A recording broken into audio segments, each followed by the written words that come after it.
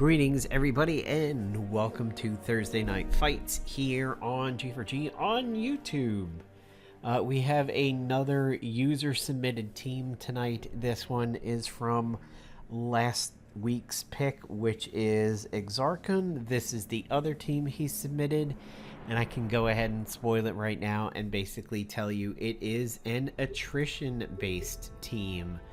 Before we get into it, I'm going to go ahead and get my dailies over here. 20 CP, pretty solid. I mean, at this point, it's really all about the uniforms. And man, I do have to remember to hit that collect all button every day. That sort of falls by the way, so I want to get to this point. Be prepared. Once you start getting a lot of allies over here, when you hit the collect all button, it is going to pause for a couple seconds as it calculates all that stuff. You'll notice that the pause is over when the icons above your jets start bouncing up and down again, or it's called breathing. So that is when your little lockup from hitting collect all is done. So today we're going to feature Iron Man Mark 42. This is what his stats look like currently for me. I'm not too sure if this is the PKB method because he's maxed out on everything. That looks a little crazy, to be honest. That is not my typical style of ISOing, so I'm going to consult. Nope. 7 chaotics and a robust. Oh my, that is very unusual for PKB, because when you have chaotics, you were doing evasion and defense, and typically he only picked one of his defensive categories and not both. I think this could perhaps be refined. Maybe I will run this through the ISO spreadsheet that I saved way back in the day, but this is very, very unusual for PKB's method, and this is an unusual set of stats, but my god, that is really beefy. And then the other user, or the user, god, I'm revealing my job over here. The other toon or character we're going to use today is everybody's favorite Pepsi Can, otherwise known as the Iron Patriot uniform to War Machine. This is what he looks like. Attack is a little low, kind of surprised he missed the mark on this one too. Maybe I would fix one of these patients and take it out and go for something that is straight up attack and accuracy so that I can get more of it. I think a violent would do it. Let's try it. Let's take away patient and add a violent. Yeah, okay. So there you go. You know, what PKB says was a guide. There's a lot of people in the comments who are like, oh man, you got a chaotic everything. No, that's not really it. Right now in this beta, the stats are not refined. Everybody looks exactly the same. If I were to find somebody who was not ISO'd, okay, so here's Mr. Fantastic. 3 bars in everything, and if I compare him to somebody else, 3 bars in everything. This is not how the characters originally were, and this is not for their intent. So PKB's normal method of building health, accuracy, attack, and then one of the defensive categories, I'd say holds water, but all chaotics, you know, it can work for now because the game throws chaotics at you like crazy and they are free. So if you're resource hungry, you can do it. It's just not really recommended for good stats. And you know what? People will develop their own flair. If they want to make a glass cannon Quicksilver that is all about attack and accuracy and nothing else, well, you know what? Okay, that's fine. As long as you can back up your logic with a theme and an idea, I certainly think it's valid. I don't think the all chaotics is particularly valid because not everybody is all 3 bars at the start. Some characters are, but all chaotics I would not recommend. The other thing before I go ahead and get into today's video, this is just some gear that I've been messing around with in PvE. I was kind of doing like an all ice build for fun, and then I threw in the Blade of the Corruptor to test its damage, because I've seen some good praise for it around, especially in the past. And yeah, the Blade of the Corruptor is pretty good. It's good because it's stealthy, but I was actually running kind of an all ice build for a little while there. It was fun. Before we get into today's fights, it has come to my attention that yet again the usual suspects are out there doing videos on how to hack in the game. I'm not going to go into too many details about it because I don't want to encourage anybody to find it. I will not link it. I will not discuss it. I will not assist you in this. Suffice to say that if you attempt to do any hacks, and this will lead into point 2 in just a moment, which is not as serious, but this is serious. If you attempt to do any hacks such as modifying the XML, running cheat engine, doing the old hacks when the game was live of modifying memory addresses so that you can change your gold or increase the value of somebody's attack so they can one-shot waves in a hit. Back in the day, people used to run Quicksilver in offensive PvP, modify his damage so that it was in the order of millions, and then use his spin to win and wipe everybody out before they could take a turn. And you could always tell because somebody who would be like 202 on offensive attacks versus losses, usually it was like a sign of that. Their defense would get plowed because you can't cheat on defense, but their offenses would be nearly no losses because they would just pick a character who goes first. Spitfire, Quicksilver, whoever, Loki, Hawkeye with certain ISOs, Cap with certain ISOs and everything. And they would just beef up the attack and make them one-shot the enemy team. That's when PlayDom started cracking down on that kind of cheating, and you often got the season or two where the combat validation errors, or the CVEs, were a little too tightly tuned, and essentially if you did logical and capable big damage like Molly, or you exploited a lot of debuffs or something like that, the game would give you a CVE because it assumed you were cheating because your attack damage was very, very high, even if it was within the actual bounds of the game and you didn't cheat. That's because they turned up their cheat protection a little too high on some seasons because the cheats would get out of control. You're not truly going to affect anybody when you cheat in an offline game like this. It is no different than the infamous Contra code or running a trainer in Diablo 2, or, Final Fantasy Tactics has been re-released and is out again. There are people who are using cheat engines to give you the content that was only in the War of the Lions version. I would like to do something like that, but I don't want to do it through cheat engines. If there was a mod like a Nexus mod, maybe I would do it, but I don't want cheat engine anywhere on my PC because I don't want any anti-cheat to potentially detect it and screw me up. If you cheat in this game, you risk bricking your save. You risk your save going back to square one. You don't know how many times I've seen in the comments on my video or on Reddit and stuff like that, oh, this stupid game, I keep progressing and it keeps knocking me back and blah blah blah. You can make the mistake of running it from the zip file and then that would actually happen. However, it's more often than not people get to a certain point, they decide to cheat, the cheat gets detected, and their save gets bricked. Whatever you do, do not cheat in this game. You ruin the experience for yourself. The quicker you go through this beta, the quicker you will come to the end of it and be sitting there waiting and hoping for the next beta, and there is no ETA on it.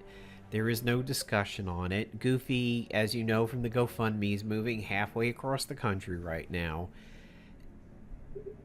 Who knows when Season 2 content will drop? You cannot make an estimation. Some people are like, we'll get it in 10 years, we'll get it in 5 years, we'll get it in 2 years. The last dev cycle was 2 years.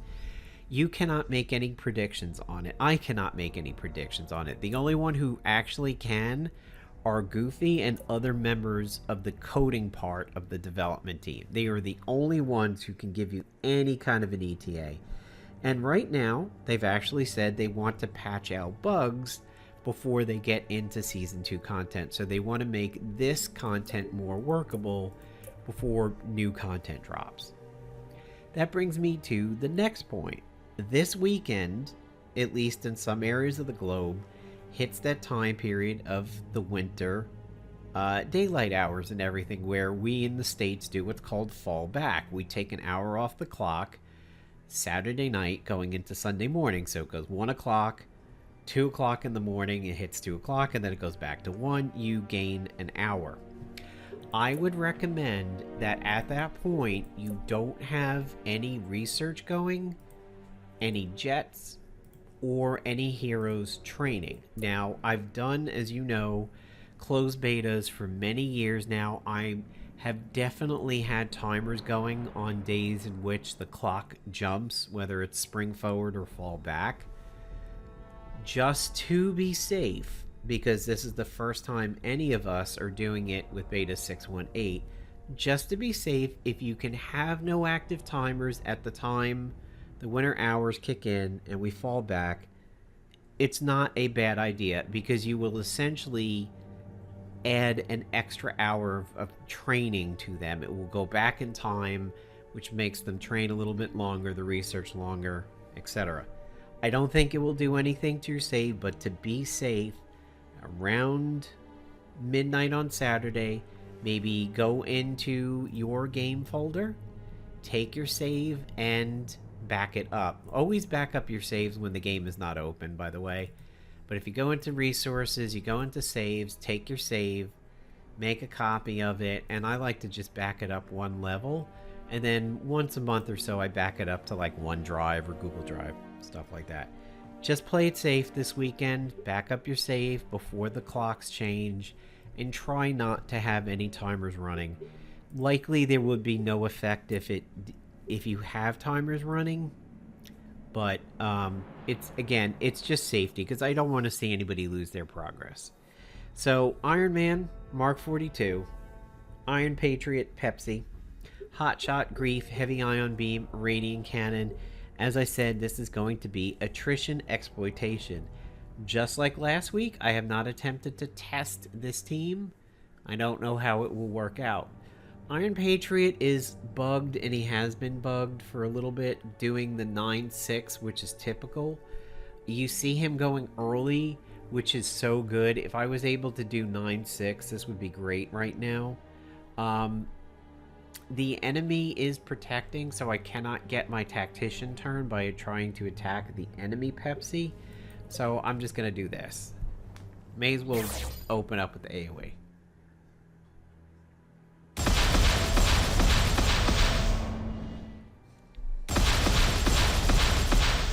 This attack is one that is very, very sensitive to you having ISOs on Pepsi. If you've kind of been... God, I love that attack. When he follows up on AoE, man, it's so good. However, because this Iron Man is a blaster, that extra attack procced their tacticians over there. Because of the fact that Pepsi, it's easy to level him and sort of like forget that you have... Ooh, wow. Wow. Really good. Wow, really good. Super good. That's like PvE wave clear. Yeah, sometimes it's easy to forget that you're not putting ISOs on characters while they're leveling. Iron Patriots, War Machine, Pepsi, whoever you're using, his level 6 is very, very contingent on you having top ISOs. If you have the best ISOs on him, that attack is murder. When you don't have ISOs on him, you're like, oh, it's like Quicksilver damage. Yeah, level him with ISOs and you're going to get way more traction out of him. Yet again, Pepsi's going first. Yet again, there's a protector agent. But there is an infiltrator who is going to get mad at me. But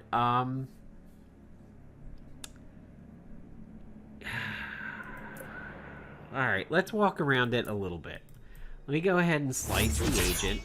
And I missed. And I really actually wanted to see the damage of that. I'm pissed I missed. MAA trigger man counters twice for some reason. Rescue, of course, goes for the blaster. Dirty whore.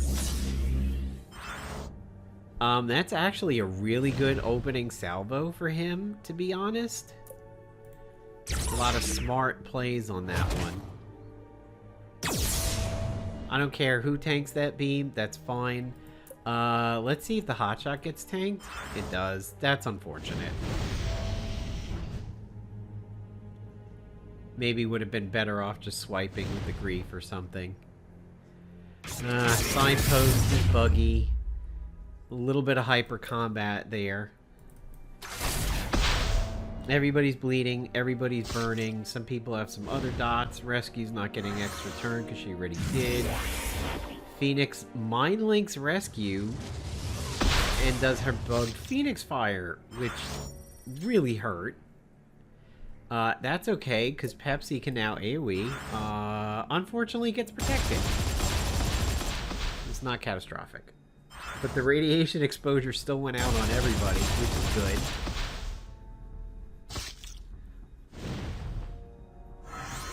Not too sure why she's taking these extra turns.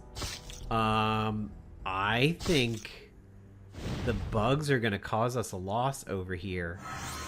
If the agent has something AoE related, he doesn't, but taking out my agent is not good. It's now... Oh dear. I was gonna say it's now 2-2. Oh boy, this is tight.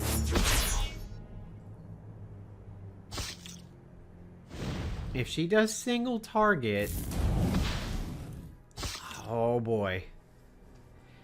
He's not the guy to make the play. You all heard what was said about him. In the end, you're not the guy to make the play.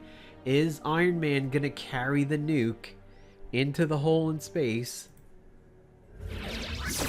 Yeesh. Wow. That was tight. That was dramatic. That was a butt clencher. Mostly because of Phoenix's bugs. We were not outgunned, outmanned, or even outskilled, or out... Like, there wasn't tactics involved in that. That was just kind of bugs. But, alright, 2-0. Things still seem to be going good. This could be the bane of this team. Because Wonder Man does not take dots very well. So, Wonder Man's gonna be tough.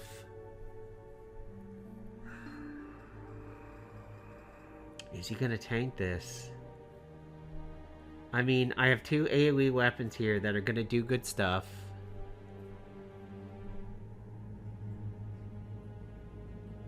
I don't have a lot of attrition out yet. Yeah, the grief is not the way to go. Not tanked. Interesting. Good for us. I mean, melt armor is still going to be good for Wonder Man. Ooh, dear. Oh, boy. I'm getting, like, old-timey PvP flashbacks on this one. Like, oh, God, no. Not the Magneto shield. Alright, well, we're still gonna get the debuffs out there, even if the shield doesn't pop. Wonder Man is not gonna die to dots, but he might die to the Pepsi salvo, just raw damage. Oh, that Magneto shield pop. Ooh. We might wind up aborting this. Actually, you know, I thought going for the AoE would be good because it would kill Wonder Man and damage everybody else. But now that I think of all those shields popping, the game is gonna choke. Yeah. I don't feel like sitting here and pausing the video while all of this resolves because... Ooh, wait. Maybe? We'll give it a split second. So a lot of times, some of you guys will say, oh, you know, I was doing this, and this bugged out, and this freeze, and this bugged out. I would say 90% of the times you see bugs like this, it's probably the Magneto shield. Whether it's Magneto himself, or the agent doing it through the custom Magneto shield, that's probably what's causing a lot of your weird locks and everything. Yeah, we're not even seeing any of the scrolling text over here. We're just going to restart. We'll call it a CVE. We'll call that a CVE right there. That's what that'll be. And you can tell by how long it takes to close that the game is processing some serious math in the background over there, and when it takes a while to close, it's because the game is trying to resolve as much of its code as it can before it quits the game. Alright, so we're 2-0. Let's try to get back in there. Okay, different look, different team. It's like a dot team versus a dot team over here. Nobody protects, but I'm going to go to Wolverine because he can randomly protect. Yikes. Ouch. Ouch. Oof. Ow. And Hotshot. Wolverine is dead, which is good. That means he does not get a chance to have his feral healing go off over there. Ooh, the Devour. Yeah, that just recently hit my store and I purchased it the moment I saw it. I usually spend every beta just waiting for the point where I can hit the Devourer. I need to start running it in my PvE. Good so far, however, that is an infiltrator going for my tactician. So that could be bad news, but they might not make it out of this. No, they're not going to make it out of this salvo. Absolute sweep. Sweep and clear. 3-0. This team again. We want to hope we go before rescue, and we do. Once again, we cannot take advantage of the blaster over there because we know that agent protects.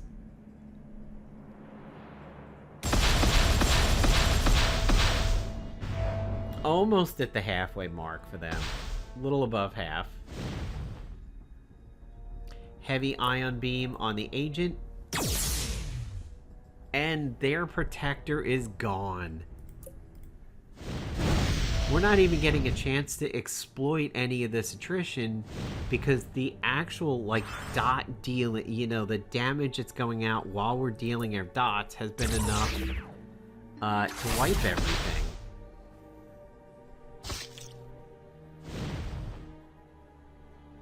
Ooh. A little good for the goose, good for the gander, huh? Now, technically, I feel my agent should get a turn here because he switched to a tactician. He doesn't. We want to do a little bit of exploit attrition over here, so let's do a single target. And let's see what the Grief can do here. I could also go with the Radiant Cannon, but let's try the Grief. Solid. 11k damage for a white hit, no crit. Really good. Alright, 4-0. We got challenged once, mostly by Phoenix bugs, and of course we had a fight we needed to quit. You know what?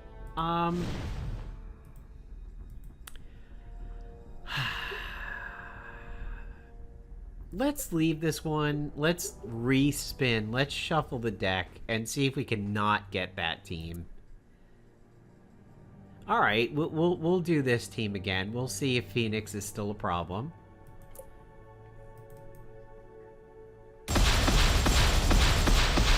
Phoenix might get pissed off because she's an infiltrator. Yeah. Reasonable. I can take that. That was worth it.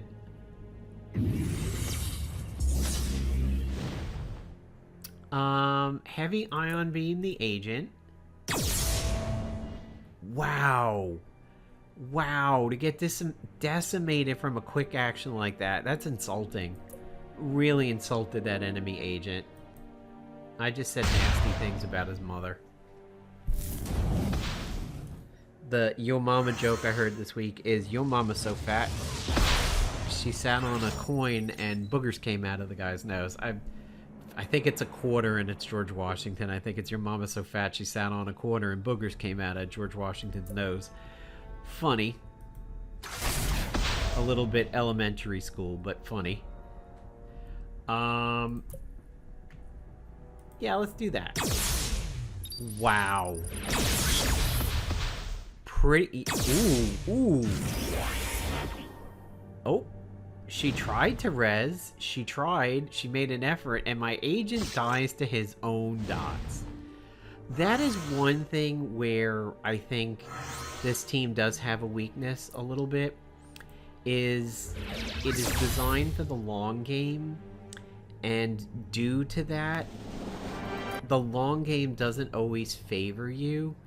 I think because we didn't see the radiant cannon fire off, maybe you could take that out and run something that has a passive heal over time like any of the Phoenix gear, and that might help offset the self-damage that's happening from the other pieces of gear.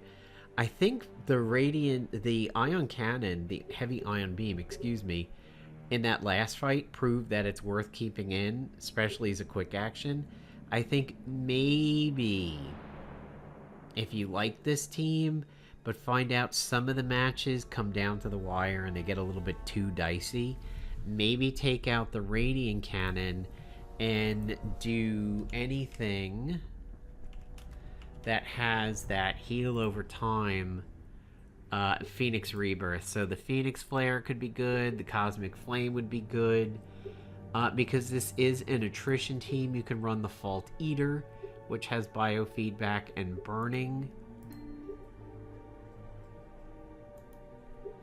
The Pinion used to be buggy as hell, but I do believe in this one it's good. This one exploits burning, which is good, and it's a psychic energy attack. So the Phoenix Pinion could be really good, and we know the Soul Drainer is also pretty solid, plus it has a counterattack. Unfortunately, it doesn't really fit with the rest of the attrition stuff. It doesn't cause it. It doesn't exploit it. So I think Phoenix Pinion would be good. The Fault Eater would be good. Phoenix Flare is a little overkill for that team. Cosmic Flame could be good because if you went before Pepsi, you could Cosmic Flame Pepsi as your quick action. And then when he does his level 6, he would apply Soulfire along with his radiation exposure. And then after you use the Cosmic Flame, you could actually heavy ion beam somebody, and then that's your turn. So yeah, you do have some options over here. I would say the first two, lock them in. The heavy ion beam, I would say lock that one in too. Radiant cannon, maybe you can swap around a little bit with. So there you go, guys. There is Thursday Night Fights. Hope you enjoyed it. Don't forget the description down below has links to everything like Facebook, Discord, all the downloads, and the GoFundMe for Goofy. And I think I may do a video. Not sure if it's going to be Thursday Night Fights. Maybe it will be. Essentially playing on the cheap, and I think I will do it as PvP. By playing on the cheap, I mean designing a team and designing gear around stuff you can farm rather than purchase in the store. Or if you have to purchase something in the store, it would be, you know, really, really cheap. Like, you know, the katana or something like that. So things that don't require gold. I think I may do a PvP on the cheap coming up soon, as I do have some ideas in mind. Thanks a lot, guys, and have a good weekend.